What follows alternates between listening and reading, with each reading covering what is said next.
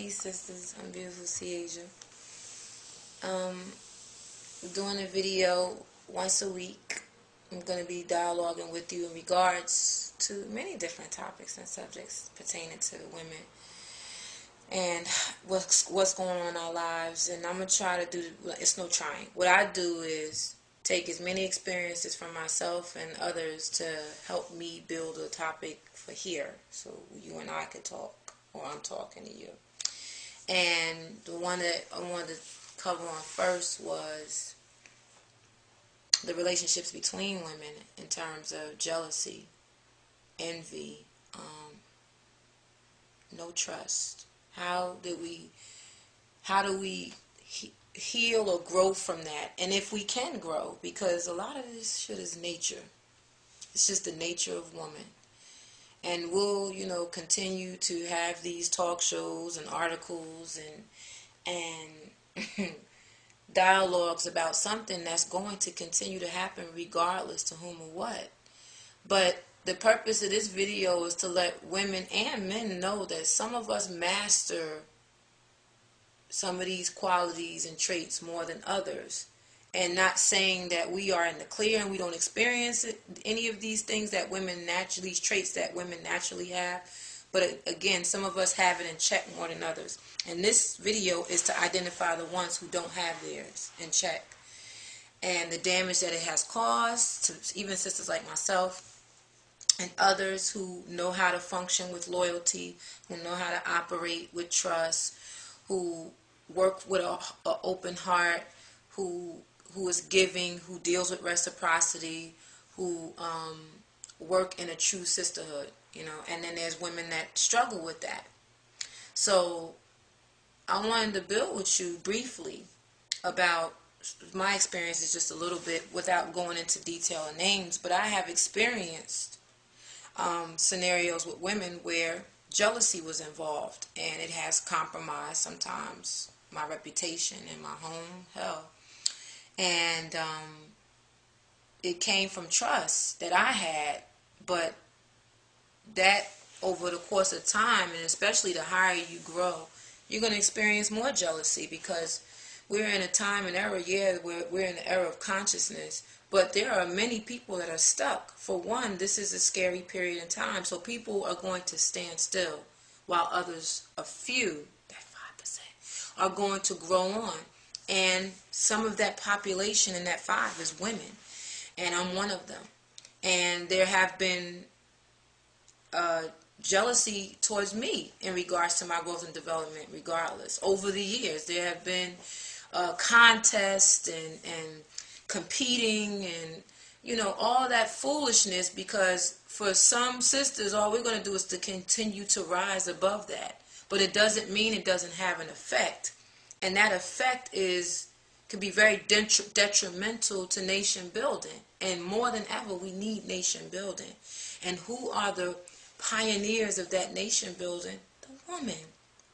So we have this mess of competitive women when in some instances there's no need or reason to compete. And what can we do to resolve those issues? What can we do to resolve the disease of jealousy? What can we do to resolve? Because it does provide a discomfort. It do cause sickness. It do wind up becoming something that is in us, and then it affects us in other ways. So it becomes a disease. It becomes uncomfortable to be this way, and towards others. And I would have to say that what women who struggle with these emotions towards other women need to focus on doing is, for one, humbling yourself and recognizing that these conditions actually exist. What have been your patterns? Are you supportive? Do you compliment other women? Are you proud of other women? Do you have close relationships with women? For example, women who share children with the same man. Do you have a relationship with that other woman?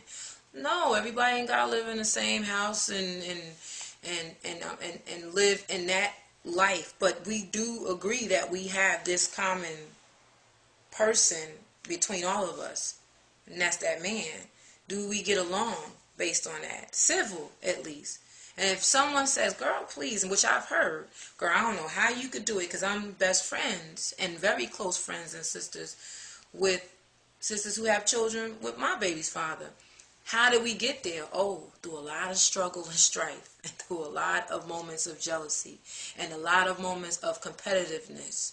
But maturity, trial and error, and recognizing, and one or two of us recognizing that we had to rise above that, is what aided us as a collective to rise above that and raise these children together.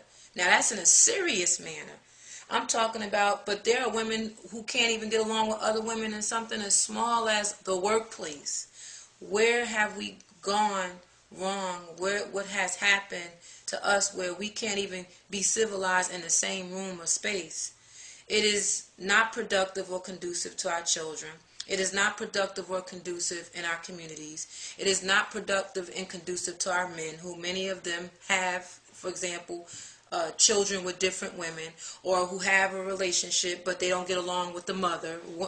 The girlfriend doesn't get along with the mother because of jealousy, and the mother being jealous of the new girlfriend. That's women. That's the condition that we're in right now, that's freezing us from moving forward and elevating. And we have to recognize that there are women that we have to model who've mastered these things already in order to rise above it. We need to read more. We need to go out more in social environments where there are women. That has nothing to do with homosexuality, but truly a platonic and healthy, a bonding, a cipher of bonding. And there are many work groups and support groups and ciphers and social circles that support the training of you getting along with other women. Right now, one of my sisters are coming with me to a retreat. She never got along with women, but because she sees the happiness and peace in me, for the part of me that still have something left to build with women, she wants that. And she was willing to put down her claws from catfighting and actually come into our retreat in June to learn how to be a sister. Because many things have transpired to us when we were younger. Many of things have transpired where it have scorned us as adults. And usually at times the cause have been by other women.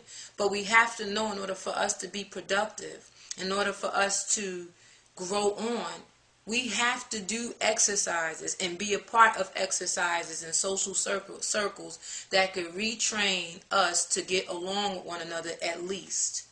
Okay? We have to get back to that point. And that's what the Queen by All Means movement is about, is showing sisters, because the sisters that I have in my circle are those that I trust. Sisters that I trust with the mission of showing you how to trust. At least that's just one thing, and we'll go on in time to show you other things. We're not experts, but there are some things that we are, and we would like to share those experiences with other women who are watching and who are viewing and who are in tune and in support of our movement. So I wanted to just kind of brisk on the fact that we have to get involved more with one another and interactive with each other. And even if it starts with a peace or good day or how are you to one another, when you see each other in the street walking past, look each other in the eye. It's okay to say good afternoon. That's part of the building process of sisterhood. Something as small as a good day and a peace to another woman that you don't even know breaks the barriers, the walls that have been built just from not socializing with one another because of our own personal experiences we've been through somewhere else. So begin today with a good day to a sister or female you do not know, and then grow on that, and you'll learn sisterhood and the value of it throughout time. Love y'all. Peace.